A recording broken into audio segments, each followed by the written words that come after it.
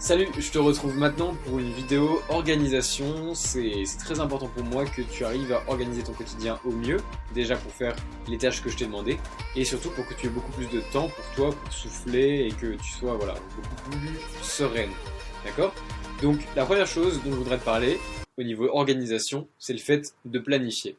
J'en ai sûrement déjà parlé, moi j'ai deux façons de faire. Soit je me fais un planning qui est vraiment très strict, où je me dis sur une semaine, par exemple, je fais ça. À telle heure, je sais que je fais ça, et ça me permet de me sentir mieux, de me raccrocher à ça et de me dire que je sais qu'à telle heure, j'ai ma séance de sport à faire, et que quoi que je sois en train de faire, si je suis en train de procrastiner, si par exemple j'en viens à être sur Instagram en train de défiler les réels, je sais qu'à cette heure-là, il faut que j'aille faire ma séance de sport. Ok? Ça ne veut pas dire que c'est une contrainte que je m'impose, c'est juste pour que je sois beaucoup plus rigoureux avec moi-même et que je ne parte pas procrastiner. Puisque la procrastination, c'est quand même, si c'est une habitude, c'est quand même l'opposé de ce qu'on recherche. Et ça ne veut pas dire toujours faire quelque chose qui soit bon, qui soit positif ou quoi que ce soit, mais ça veut dire que la procrastination, ça peut t'enliser dans quelque chose qui n'est pas top du tout. Je t'en parlerai juste après. Donc comme je te le disais, soit je me fais un planning sur lequel il y a des horaires stricts, à telle heure je sais ce que j'ai à faire. Pour toi, ça pourrait être par exemple le fait de dire, quand tu vois la fiche de tâche au début de la semaine, te dire, ok, j'ai ça à faire, je vais placer cette séance-là, cette séance-là, cette séance-là, et, euh, et du coup, ce sera beaucoup plus efficace que si tu te dis, ok, je l'ai fait au fur et à mesure, je verrai comment ça se passe, et au final, tu trouves le week-end, et il te reste 3 séances à faire, et du coup, ça fonctionne pas, t'en as bien conscience, ok? La deuxième chose que je fais, outre le planning, c'est me fixer une liste de tâches. Donc on a déjà parlé avec les modules sur le mindset précédemment. Tu as conscience qu'il n'y a que 3 heures pendant lesquelles tu peux avoir un impact sur ton quotidien. En gros, si tu voulais faire des choses qui soient intéressantes et laisser le reste de la journée à procrastiner, c'est pas grave. 3 heures sont hyper importantes. On a vu aussi que tout n'était pas forcément hyper urgent et important dans ton quotidien, que tu avais la possibilité de prioriser.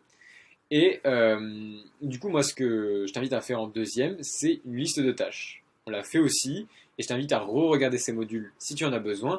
Mais une liste de tâches, c'est hyper puissant. Et moi, j'utilise les deux. C'est-à-dire que j'ai des créneaux horaires dans lesquels je me fixe telle tâche à faire. Donc uniquement quand je travaille, hein, bien évidemment. La semaine, le week-end, j'ai pas de créneau horaire, je suis pas un psychopathe. Mais j'ai mes créneaux horaires. Comme ça, je m'assure de toujours faire quelque chose et d'être productif à ce moment-là.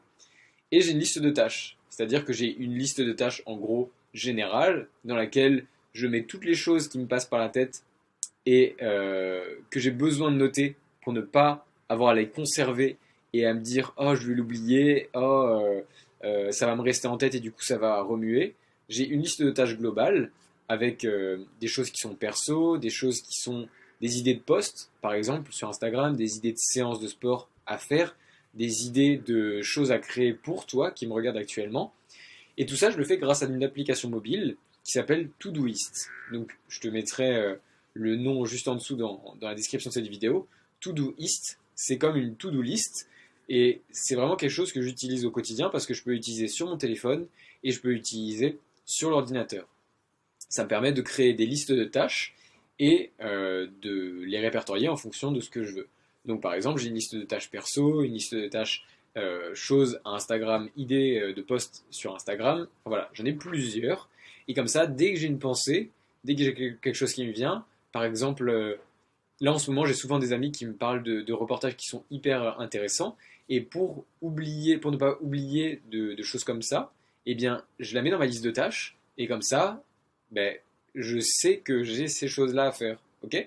C'est pas pour se mettre de la pression, c'est juste pour se dire, c'est toujours plus intéressant quand un ami à toi, par exemple, t'a parlé d'un reportage intéressant ou autre chose, de pouvoir, dans les jours à venir, lui faire un retour en lui disant ah ouais, c'est super, j'ai regardé ce reportage et merci de me l'avoir partagé, parce que moi, c'est le cas, par exemple. Et voilà, ça peut être intéressant de noter ces choses-là sur une application comme celle-ci, puisqu'elle est très très bien faite et surtout, elle récompense le fait de cocher les cases une fois qu'elles sont terminées. Et c'est hyper puissant de terminer la journée, de se coucher satisfaite en se disant j'ai réussi à cocher toutes les cases des choses que je voulais faire. Voilà. Donc à toi de voir comment est-ce que tu voudrais faire. mais cette application, encore une fois, je te la conseille particulièrement. La deuxième chose que je voulais te présenter, peut-être que je t'en ai déjà parlé précédemment, c'est le concept des 5 secondes. Toujours dans cet état d'esprit de ne pas procrastiner. Et tout ça, c'est pas pour te culpabiliser que je te dis ça, et que tu aies une image qui soit fausse de moi ou fausse de ce que tu devrais faire. Je tiens vraiment à mettre un bémol là-dessus. Il ne faut pas que tu culpabilises de procrastiner ou que tu culpabilises de ne pas toujours faire ce que tu voudrais faire. Et moi, mon objectif et la raison pour laquelle tu es venu vers moi, c'est pour ça. C'est pour te donner des outils, te donner des clés qui te permettront de sortir de cette procrastination et de passer à l'action plus facilement.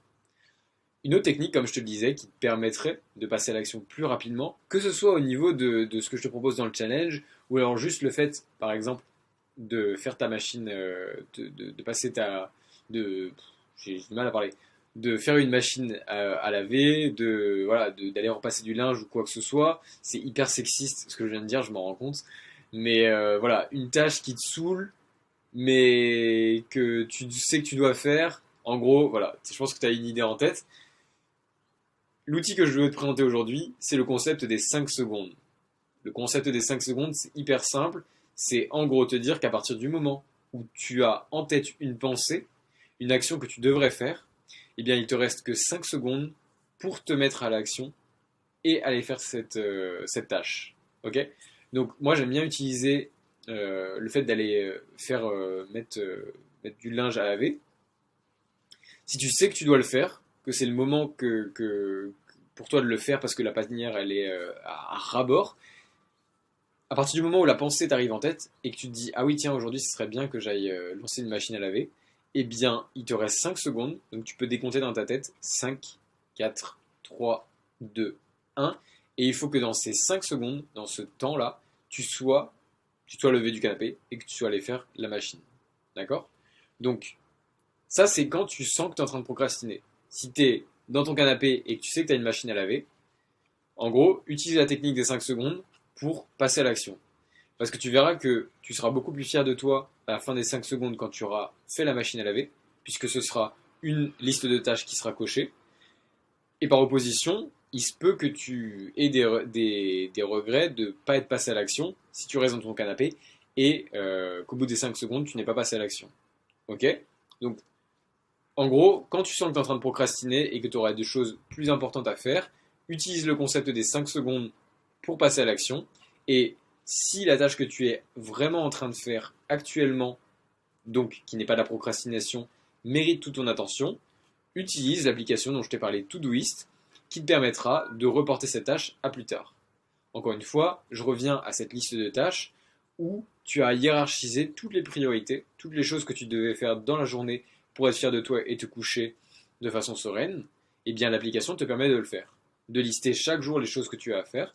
Et comme ça, tu sais que si par exemple il est midi, que tu avais quelque chose de plus important à faire à ce moment-là que d'aller lancer ta machine à laver, tu le notes dans ton application et tu y reviendras plus tard à la fin de la journée. Moi, c'est vraiment quelque chose que je t'apporte comme ça parce que c'est quelque chose que j'utilise au quotidien.